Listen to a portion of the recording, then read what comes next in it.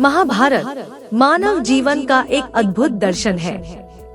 इसमें न केवल धार्मिक और आध्यात्मिक संदर्भ मिलते हैं, बल्कि कुछ वैज्ञानिक तथ्य भी छिपे हुए हैं, जो आधुनिक विज्ञान से मेल खाते हैं। यह कथा हमें जीवन के हर पहलू पर विचार करने और गहराई से सोचने के लिए प्रेरित करती है। महाभारत में दी गई शिक्षाएं केवल धार्मिक या पौराणिक मान्यताओं तक सीमित नहीं है, बल्कि इनकी जड़ें विज्ञान के कई पहलुओं में भी देखी जा सकती हैं। इस कथा में छिपे हुए वैज्ञानिक तथ्यों का अध्ययन हमें न केवल हमारे अतीत को समझने में मदद करता है, बल्कि यह भी सिद्ध करता है कि भारतीय संस्कृति और ज्ञान परंपरा सदियों से वैज्ञानिक दृष्टिकोण से संपन्न रही है। महाभारत का युद्ध एक भयानक और विनाशकारी घटना थी, जिसमें असंख्य योद्धाओं ने अपने प्राण गंवाए। इस युद्ध के दौरान कई प्रकार के दैवीय अस्त्रों का उपयोग किया गया, जो अत्यंत शक्तिशाली थे, जैसे ब्रह्मास्त्र, पाशुपतास्त्र, नागास्त्र, अग्नि अस्त्र आदि। इन अस्त्रों की विशेषता थी कि इनका उपयोग केवल अत्यंत सीमित परिस्थितियों में किया जाता था, क्योंकि ये अस्त्र व्यापक विध्वंस कर सकते थे। महाभारत में इन अस्त्रों का वर्णन इस प्रकार किया गया है कि यह आधुनिक परमाणु हथियारों से मिलते जुलते प्रतीत होते हैं। ब्रह्मास्त्र का प्रभाव इतना विनाशकारी था कि जब इसका उपयोग हुआ, तब पृथ्वी कांपने लगी और चारों ओर भयानक अंधकार छा गया।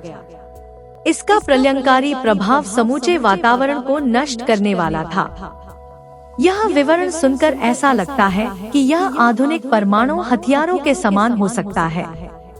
इस युद्ध में 1.5 अरब से अधिक योद्धाओं की मृत्यु हुई थी, जो इस बात का संकेत है कि उस समय के अस्त्र शस्त्र कितने शक्तिशाली और भयानक रहे होंगे। संजय का चरित्र महाभारत में अत्यधिक महत्वपूर्ण है। वह धृतराष्ट्र के सलाहकार और उनके सारथी थे। जब महाभारत का युद्ध कुरुक्षेत्र में लड़ा जा रहा था, तब धृतराष्ट्र के पास दिव्य दृष्टि नहीं थी, जिसके कारण वह युद्ध को देख नहीं सकते थे। संजय ने अपनी दिव्य दृष्टि से युद्ध के हर पल को देखा और धृतराष्ट्र को बताया। यह दिव्य दृष्टि आज के युग की टेलीविजन या लाइव स्ट्रीमिंग के समान प्रतीत होती है। जिस प्रकार आज हम किसी घटना का सीधा प्रसारण देख सकते हैं, उसी प्रकार संजय ने युद्ध के मैदान से हर दृश्य को धृतराष्ट्र तक पहुंचाया। यह भी एक उदाहरण है कि महाभारत काल में विज्ञान की समझ कितनी उन्नत थी। हालांकि यह दिव्य दृष्टि एक चमत्कारी शक्ति के रूप में वर्णित है, लेकिन इसका सार इस बात की ओर इशारा करता है कि किसी न किसी रूप में ऐसी तकनीकें उस समय भी विद्यमान थी, जो आज की आधुनिक तकनीकों से मेल खाती हैं। अभिमन्यु की कथा महाभारत के सबसे भावनात्मक और वीर प्रसंगों में से एक है।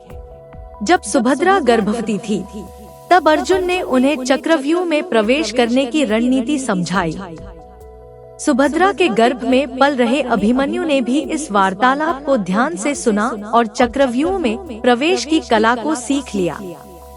लेकिन दुर्भाग्य से सुभद्रा के सो जाने के कारण अभिमन्यु केवल प्रवेश करने का तरीका जान पाया, परंतु चक्रव्यूह से बाहर निकलने की रणनीति सीखने से वंचित रह गया। वर्तमान विज्ञान भी इस तथ्य को मानता है कि गर्भ में पल रहा शिशु बाहरी दुनिया से संवाद कर सकता है। जब माता कुछ सुनती या महसूस करती है, तो उसका प्रभाव गर्भ में पल रहे शिशु पर भी पड़ता है। महाभारत में यह घटना इस बात का प्रमाण है कि उस समय भी लोग इस वैज्ञानिक तथ्य से परिचित थे। आज हम इस तथ्य को विज्ञान के माध्यम से प्रमाणित कर चुके हैं, लेकिन महाभारत में इसे हजारों साल पहले ही बताया गया था। महाभारत में एक और महत्वपूर्ण घटना है, जो आधुनिक विज्ञान की क्लोनिंग प्रक्रिया से मेल खाती है। महाभारत के अनुसार गांधारी ने 100 पुत्रों को जन्म दिया, जिन्हें कौरव कहा गया। यह कैसे संभव हुआ? महाभारत में वर्णित है कि गांधारी के गर्भ से निकले भ्रूण को 100 भागों में विभाजित किया गया और इन्हें विभिन्न पात्रों में रखा गया, जहां वे सभी विकसित हुए। यह घटना टेस्ट ट्यूब बेबी और क्लोनिंग प्रक्रिया के समान प्रतीत होती है, जिसमें एक भ्रूण को विभाजित कर विभिन्न अंगों में विकसित किया जाता है।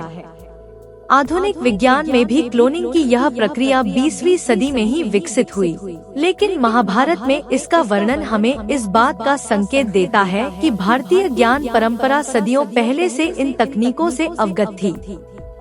महाभारत में समय और स्थान की अवधारणाओं को भी बहुत ही विस्तृत रूप से समझाया गया है। उदाहरण के लिए श्री कृष्ण का विराट स्वरूप में प्रवेश करना एक ऐसी घटना है जिसे आज के विज्ञान के संदर्भ में मल्टीवर्स या समय यात्रा की अवधारणा से जोड़ा जा सकता है। महाभारत में वर्णित यह घटनाएं आज के वैज्ञानिक सिद्धांतों से मेल खाती हैं। महाभारत की यह गाथाएं हमें यह दिखाती हैं कि हमारे पूर्वजों ने न केवल आध्यात्मिक और धार्मिक दृष्टिकोण से जीवन को देखा, बल्कि विज्ञान के आधार पर भी जीवन और ब्रह्मांड को समझने की कोशिश की। महाभारत केवल एक पौराणिक कथा नहीं है, बल्कि यह मानव जीवन के हर पहलू को समझने का एक अद्भुत ग्रंथ है। इसमें छिपे हुए वैज्ञानिक तथ्यों को समझना हमारे लिए एक चुनौती है, क्योंकि यह दर्शाता है कि उस समय के लोग आधुनिक विज्ञान से कितने परिचित थे। यह कहानी हमें हमारे अतीत से जोड़ती है और बताती है कि भारतीय संस्कृति और विज्ञान का समन्वय कितना गहरा और प्रभावशाली है।